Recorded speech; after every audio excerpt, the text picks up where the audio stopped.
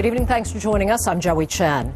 It is clear at this hour that the fiery clashes and burning anger that drew the world's attention to a burning city square in Kyiv have now spilled out well beyond Ukraine's capital city. Just about this time a day ago, the Ukrainian president announced a truce was at hand. World leaders and the opposition held their breath.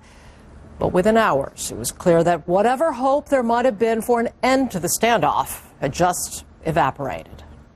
Since Ukrainian President Viktor Yanukovych claims a truce with the opposition and declares his intent to start negotiations with the aim of ending bloodshed, even more blood is spilled.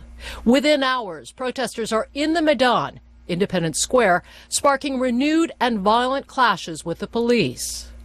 Less than 12 hours after the truce announcement, protesters wrestle control of the square from security forces, and more than a dozen officers are taken hostage. During the showdown in the square, at least 8 people die.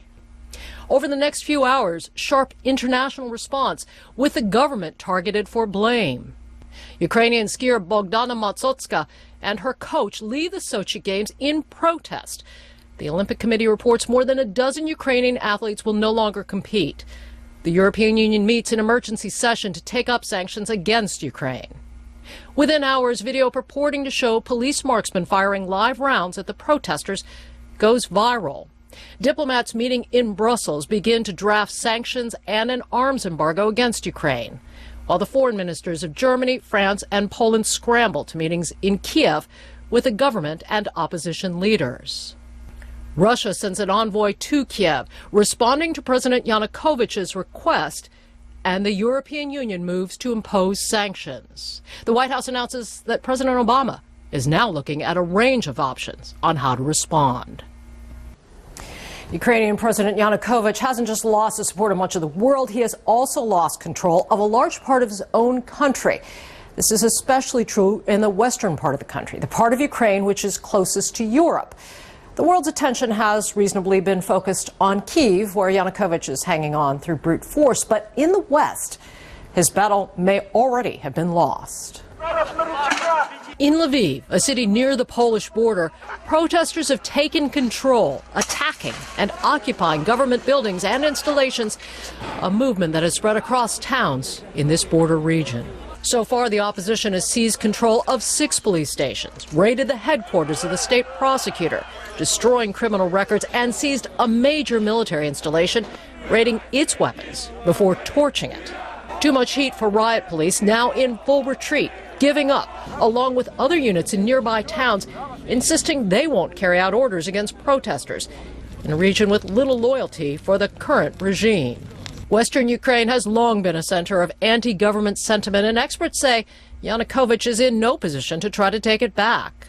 Anders Aslan, a former economic advisor to Ukraine, says the military is unlikely to be much help.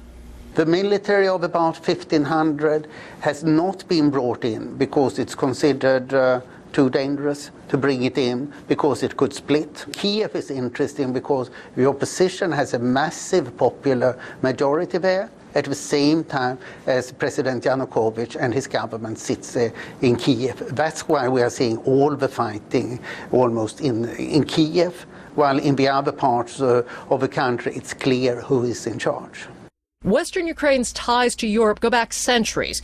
It was once part of Poland before the Second World War, and more radically nationalist than the eastern part of the country, where Russia has more influence. The opposition in the West has 90-95% of a vote, and Yanukovych and his communist allies have about 90% of a vote in the easternmost parts, in particular Donetsk. And in terms of population, these two parts of the country are approximately equally large. Beyond the chaos in Kyiv, those ancient divisions have become a political reality. Following up with the latest from Kyiv in Ukraine, we turn to Damian Kolodiy, a filmmaker who's been chronicling all the violence, and he joins us now via Skype. Damian, I understand that you were out in Maidan just in the last few minutes. I was, yeah. I'm staying pretty close, so I was just out there as they were, a crowd of people had gathered because a bus with Interior Ministry troops was leaving, and people did not want them to leave. There were troops that were captured from this morning's battle. There were troops that were captured? Yeah, they were there. The demonstrators pushed back the troops from the perimeter of the Maidan Square, and in that skirmish, apparently they captured some of the police, or these were the Interior Ministry troops. They're generally younger guys who they put on the front line, and they brought them to one of the buildings that the demonstrators are occupying, and they held them there for, I guess, throughout the course of the day. Okay. Damian, I understand that throughout the course of this day that you have been going around, you have been in some of the areas, one of them a makeshift morgue. Well, it was kind of a field hospital. It was in the lobby of Hotel Ukraine, which is right on the square. And one of the main skirmishes was right on the street, running parallel to the hotel, where people were shot with, there was live gunfire going on this morning. So there were several people that were shot, and they were being operated on and treated in that makeshift hospital in the hotel lobby.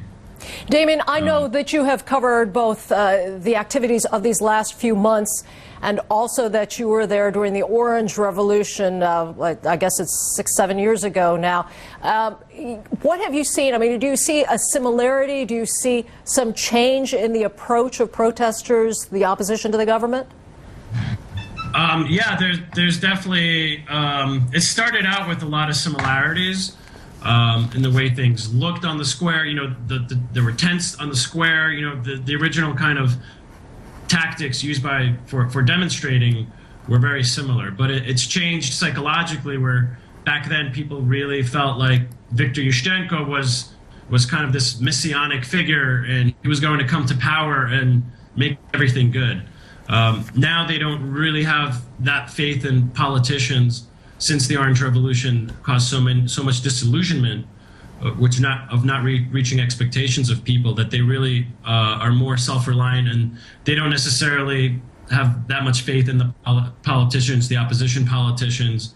They consider them their allies.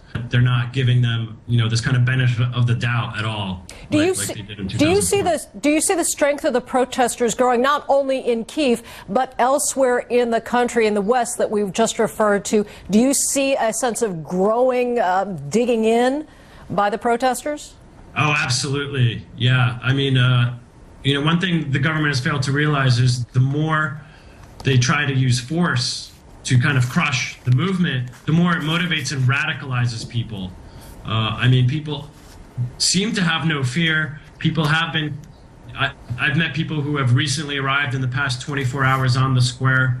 A lot of those are from Western Ukraine that are coming to support. I mean, it seems like they're really digging in. They cleaned out there was a firewall going on, and they cleaned out all the debris and used it to rebuild the barricades and refortify the perimeter even stronger than it was before by the time it was dark today. And that's because everyone is helping. I mean, you have old ladies breaking bricks on the ground and putting them into sacks so the guys can carry them to the barricade. I saw a friend of mine carrying a wheel, just, a tire to bring to the barricade, young girl who's helping out in the hospital. So it's just really kind of self-organizing. It's pretty incredible to watch, actually. But they're definitely digging in. It doesn't seem like losing is an option unless they die. I mean, that's what it seems like.